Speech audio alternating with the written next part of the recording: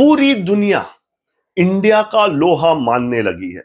चाहे अमेरिका का New York times हो, चाहे इंग्लैंड का गार्डियन हो, चाहे जापान का योमिउरी शिंबुन हो, हर न्यूज़पेपर, हर मैगजीन, हर मीडिया हाउस, दुनिया का हर इंसान और सब देश की सरकारें इंडिया के सुपर पावर बनने के बारे में बात करने लगे हैं।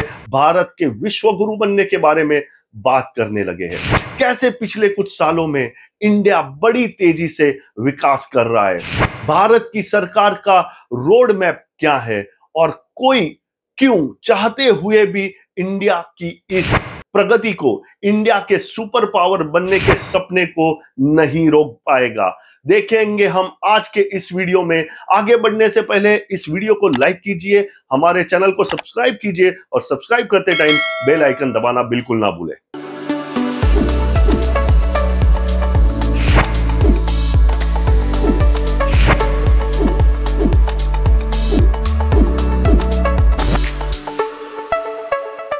एक देश के विकास के लिए उसकी सरकार का यह जानना बहुत जरूरी हो जाता है कि कौन से एरियाज पे फोकस बहुत ज्यादा करना है, कौन से एरियाज में फोकस कम करना है और कौन से एरियाज में बिल्कुल फोकस नहीं करना है। और हमारी सरकार ये बखूबी जानती है। इसीलिए भारत सरकार ने ऐसे सब एरियाज में एफर्ट्स डालना शुरू कर दिया है, प्लानिंग करना शुरू कर दिया है, जो आने वाले फ्यूचर के लिए बहुत जरूरी है। मैं कुछ एग्जांपल देना चाहूंगा। पहला है स्टार्टअप्स। स्टार्टअप इकोसिस्टम को मजबूत करने के लिए भारत सरकार ने बहुत ज्यादा कदम उठाए है और आज स्टार्टअप्स बहुत अच्छा काम कर रहे हैं भारत के अंदर। दूसरी चीज है डिजिटल इकोनॉमी। हर देश की सरकार ये जानने लगी है, अगर इकोनॉमी को आगे बढ़ाना है तो उसका डिजिटल बनना बहुत जरूरी है।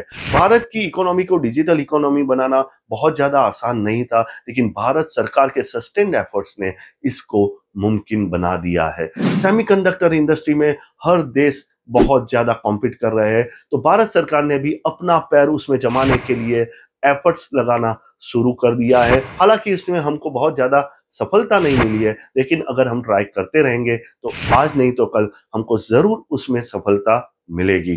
एनर्जी रिक्वायरमेंट्स पूरी करने के लिए सब देश ऑल्टरनेटिव एनर्जी सॉल्यूशंस के बारे में काम कर रहे हैं, तो भारत सरकार ने भी ग्रीन हाइड्रोजन जैसे ऑल्टरनेटिव एनर्जी सॉल्यूशंस पे काम करना शुरू कर दिया है। किसी ने सोचा नहीं था कि हम पाम ऑयल की खेती भी कभी कर पाएंगे। पाम ऑयल आज बहुत इंपॉर्टेंट बन गया है, बहुत सारे प्रोडक्ट्स पाम ऑयल से बनते हैं, तो भारत सरकार ने भी पाम ऑयल की खेती को प्रमोट करने के लिए बहुत सारी पॉलिसीज बनाई है।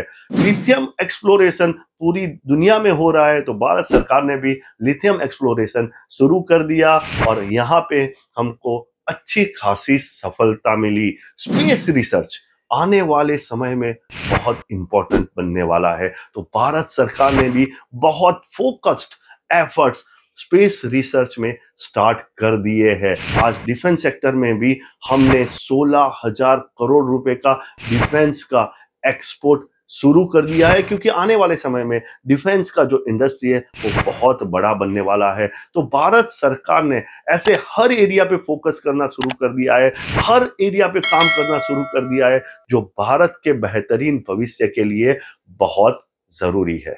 कुछ बहुत ज्यादा इंपॉर्टेंट एरियाज को डेवलप करने के लिए भारत सरकार ने उस एरियाज में एक कॉन्क्रीट प्लानिंग की है, एक कॉन्क्रीट रोड मैप बनाया है। ऐसा एक एरिया है इंफ्रास्ट्रक्चर। इंफ्रास्ट्रक्चर एक बहुत इंपॉर्टेंट एरिया है और इंफ्रास्ट्रक्चर में रेल आता है, रोड आता है, सीपोर्ट आता है, एयरपोर्ट आता है, अर्बन डेवलपमेंट आता है, पावर आता है, गैस आता है, बहुत सारी चीजें आती है। तो इंफ्रास्ट्रक्चर डेवलपमेंट के लिए भारत सरकार ने नेशनल इंफ्रास्ट्रक्चर पाइपलाइन नाम की योजना शुरू की है, जिसके तहत भारत सरकार आने वाले 4 से 5 सालों में 110 लाख करोड़ रुपया खर्चा करने वाली है। इस फाइनेंशियल ईयर में भी भारत सरकार ने 10 लाख करोड़ रुपए का बजट इंफ्रास्ट्रक्चर के लिए रखा है। इतना ही नहीं, भारत सरकार ने पीएम गति शक्ति मास्टर प्लान के तहत हर मोड ऑफ ट्रांसपोर्ट को मजबूत बनाने के लिए काम शुरू कर दिया है। हर मोड ऑफ ट्रांसपोर्ट यानी चाहे वो एयर टैक्सी हो, वाटरवे हो, रेल हो, रोड हो, सी पोर्ट हो, एयरपोर्ट हो, हर मोड ऑफ ट्रांसपोर्ट बहुत ही ज्यादा तेज बनने वाला है।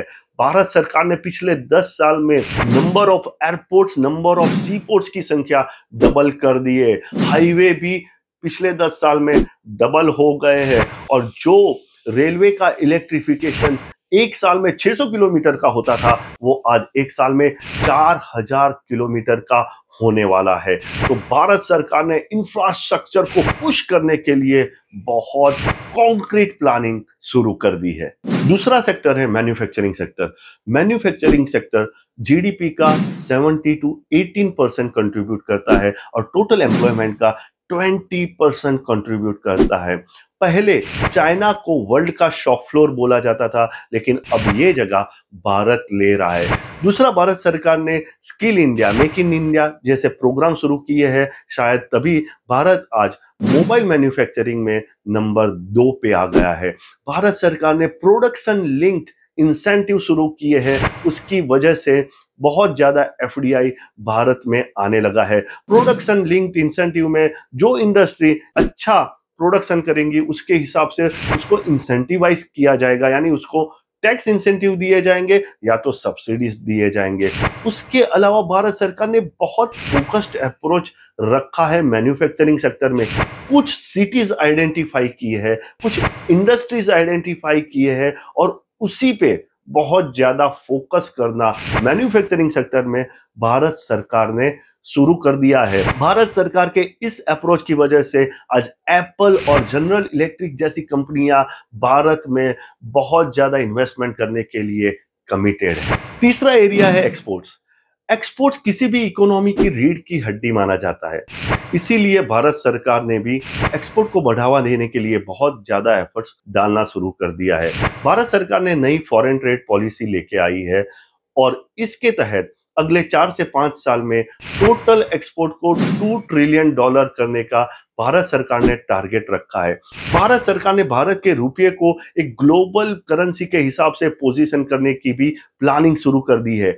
ई कॉमर्स के सेक्टर में आज टोटल एक्सपोर्ट $5 बिलियन का है, उसको 40 से 50 गुना बढ़ा के $300 बिलियन करने का टारगेट रखा गया है। सॉफ्टवेयर के सेक्टर में भी भारत सरकार ने बहुत ज्यादा एफर्ट्स डालना शुरू कर दिया है। आज भारत में 1500 से ज्यादा सॉफ्टवेयर के ग्लोबल कैपेबिलिटी सेंटर चालू है। सॉफ्टवेयर आज टोटल 54 लाख भारतीयों को नौकरी देता है। R&D यानी रिसर्च एंड डेवलपमेंट में भी भारत सरकार ने टोटल इन्वेस्टमेंट, टोटल बजट पिछले 10 साल में 3 गुना बढ़ा दिया है। यानी हर एक सेक्टर जो आने वाले फ्यूचर के लिए बहुत ज्यादा इंपॉर्टेंट है, भारत सरकार ने एक फोकस्ड अप्रोच, एक कॉन्सेंट्रेटेड एफर्ट्स डालना शुरू कर दिया है। यहाँ के लोग खून पसीना बहाने वाले लोग हैं। एक एवरेज अमेरिकन या एवरेज यूरोपियन एक हफ्ते में 40 घंटा काम करते हैं, भारत के लोग एक हफ्ते में 72 घंटा काम करते हैं। दूसरी चीज, भारत की जनसंख्या सबसे ज्यादा है। हमारी डोमेस्टिक इकोनॉमी इतनी बड़ी है कि ग्लोबल इकोनॉमी के अप डाउन से हमको ज्यादा फर्क नहीं पड़ता है और इंडिया के मार्केट को इग्नोर कभी नहीं कर सकते हैं। दोस्तों, आज का ये दौर कोऑपरेशन का दौर है, ये कंपटीशन या कन्फ्रंटेशन का दौर नहीं है और हमारा देश हजारों सालों से वसुधैव कुटुंबकम में मानता आया है। आपने देखा होगा कोविड के समय में जो देश हमसे अच्छे रिश्ते नहीं रखते थे उनके साथ भी हमने अच्छा व्यवहार किया, उनको आगे बढ़ के हमने मदद की। तो हम सबको साथ में लेके चलेंगे, भले ही हम स्लो चले। हमारे विकास को हाथी की चाल से कंपेयर किया जाता है। हाथी की चाल स्लो होती है लेकिन मजबूत होती है, प्रेडिक्टेबल होती है। हम ड्रैगन नहीं है, आज आगे कल पीछे, आज ऊपर कल नीचे। हम हाथी की तरह मजबूत लेकिन प्रेडिक्टेबल वे में मजबूती से आगे बढ़ते रहेंगे, क्योंकि जो स्लो ग्रोथ होता है वो ऑर्गेनिक होता है, जो स्लो ग्रोथ होता है वो नेचुरल ग्रोथ होता है। और हमारे देश का ये जो ग्रोथ है वो नेचुरल है, वो ऑर्गेनिक है, इसीलिए थोड़ा स्लो है लेकिन मजबूत ग्रोथ है। भारत को डेमोग्राफिक एडवांटेजेस भी बहुत है। भारत एक युवा देश है, एक यंग कंट्री है। 65% से ज्यादा लोग 35 से कम आयु के हैं। यंग कंट्री होने की वजह से भारत बहुत तेजी से आगे बढ़ रहा है। भारत फास्टेस्ट ग्रोइंग इकोनॉमी है, उसके पीछे का कारण भी शायद यही है। दूसरा रीजन है भारत की महिलाएं। भारत की महिलाएं बड़ी तेजी से मेन स्ट्रीम वर्कफोर्स का हिस्सा बन रही है। 60 to 70% महिलाएं आज भी मेन स्ट्रीम वर्कफोर्स का हिस्सा नहीं है, लेकिन जैसे जैसे ये महिलाएं काम करने लगेगी, भारत और तेजी से आगे बढ़ने लगेगा। दोस्तों, आशा करता हूं ये वीडियो आपको पसंद आया होगा। इस वीडियो को हर हिंदुस्तानी से शेयर कीजिए, जिससे हर हिंदुस्तानी को पता चले कि भारत विश्व गुरु बनने के लिए कैसे आगे बढ़ रहा है, इंडिया कैसे सुपर पावर बनने जा रहा है। इस वीडियो को लाइक कीजिए, हमारे चैनल को सब्सक्राइब कीजिए और सब्सक्राइब करते टाइम बेल आइकन दबाना बिल्कुल ना भूले। अपडेटेड रहिए, इन्फॉर्म्ड रहिए, क्योंकि दुनिया बदल रही है।